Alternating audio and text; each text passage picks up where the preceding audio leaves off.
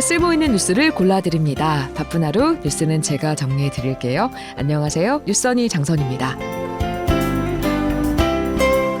4월 24일 월요일 새로운 한 주를 열었습니다. 뉴스언니가 고른 첫 번째 뉴스, 제주도 하와이처럼 입도세 기사입니다.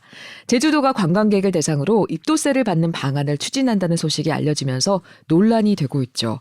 제주도에 방문하려면 돈을 내야 된다? 이게 무슨 소리지? 하는 분들 있으실 거예요. 설명해 드릴게요.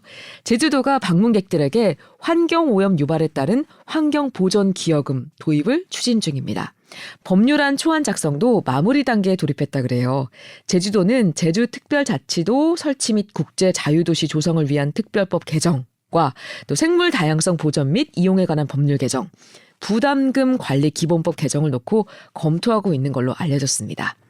최근에 미국 하와이주가 하와이에 거주하지 않는 15세 이상 관광객에게 1년간 유효한 관광 허가를 $50, 우리 돈으로 한 6만 6천 원 정도가 되겠죠. 이런 수수료를 받고 판매하는 방안을 입법하면서 제주도의 환경 보전 분담금도 다시 주목받고 있습니다.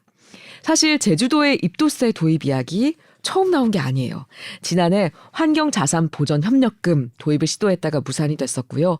2016년에도 환경보전기여금 제도 도입을 계속해서 시도했었죠. 이런 분석도 있어요. 제주대 조사에 따르면 환경보전기여금 제도 도입 타당성 조사를 했는데 관광객 같은 외부인에 의해 발생한 생활 폐기물의 처리 비용이 2016년에 558억 원이 들었고 외부인에 의한 하수 발생 처리 비용이 연간 66억 원 정도가 소요됐다는 겁니다. 제주 환경보전기여금 제도 도입은 윤석열 정부의 지역 정책 과제이자 또 민선 8기 제주지사 공약이기도 합니다. 지금 이런 법 개정을 통해서 제주를 찾는 관광객, 방문객에게 공항, 항만 이용료를 통해서 10,000원 정도를 의무적으로 부과하는 법안이 지금 추진 중이고요. 방문객들에게 개별적으로 부담하기보다는 실질적으로 환경오염을 유발하는 숙박, 전세버스, 렌터카 사용료에 기여금 일정액을 추가 부과하는 방안도 검토하고 있습니다.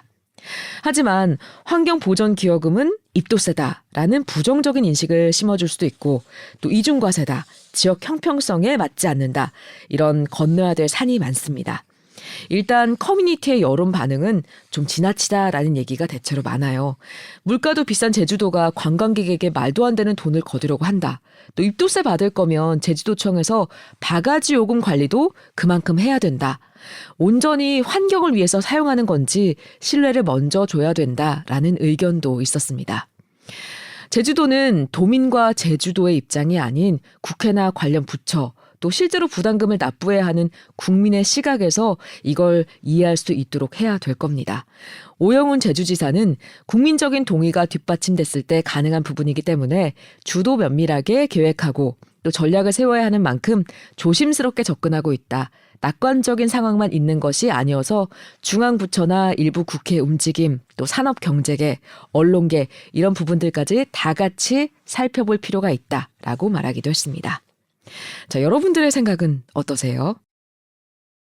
뉴스언니가 고른 두 번째 뉴스, 뜨거운 아메리카노가 발암물질 기사입니다. 자, 월요일은 왜 이렇게 커피가 땡기는지요? 저는 월요일에 커피를 가장 많이 마시는 것 같아요. 그래서 오늘 커피 이야기를 가져왔습니다. 올해 초 미국의 한 요리 전문 매체에서 한국인의 커피 사랑에 대해서 이렇게 표현을 했대요. 카페인 수혈 혹은 노동음료. 라고 말이죠. 한국인에게는 커피가 일을 하기 위한 음료라는 분석이죠. 우리나라가 전 세계에서 내로라는 커피 소비 대국이라는 건 아시죠? 아마 지금은 더 늘었을 거예요. 2020년 시장조사기관 유로모니터에 따르면 우리나라의 1인당 커피 소비량은 연간 367잔입니다. 367잔, 엄청 많죠. 551잔을 기록한 프랑스에 이어서 세계 2위인데 전 세계 평균인 161잔에 비해 2배가 넘는 수치입니다. 국민 1인당 평균 거의 매일 커피를 마시는 셈인데 건강에 좋지 못한 방법으로 마시는 경우가 많죠. 대표적인 게 커피를 일회용 컵에 마시는 거. 최근 한국 소비자원 조사를 보면 커피를 매일 일회용 컵에 마신다면 성인 1인당 연간 커피 소비량을 고려했을 때 노출되는 미세 플라스틱 양이 2,600개에 달했습니다. 여기에 뜨거운 커피를 담는다면 플라스틱 속 화학 물질에 대한 우려는 더 커지게 되겠죠. 초미세 플라스틱은 고온에서 더 쉽게 용출되죠. 2021년 학술지 환경과학기술 저널에 실린 논문을 보면 일회용 컵에서 리터당 조 단위의 나노 플라스틱 조각이 용출됐고 물의 온도를 22도에서 100도로 올리니까 용출되는 양은 약 2배 증가했다라고 합니다.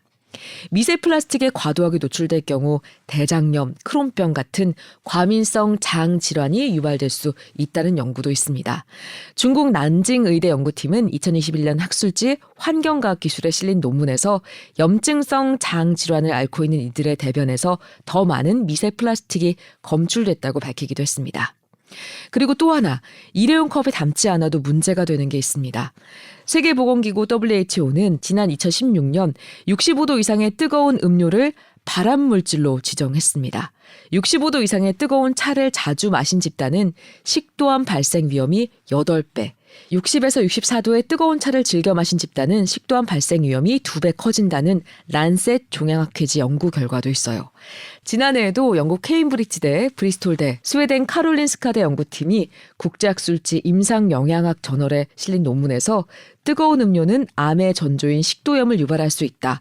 생쥐 실험에서 식도암을 촉진하는 것으로 밝혀졌다라고 전하기도 했습니다. 식도는 위장과 달리 보호막이 없습니다. 따라서 화학적 자극에 쉽게 손상된다고 해요.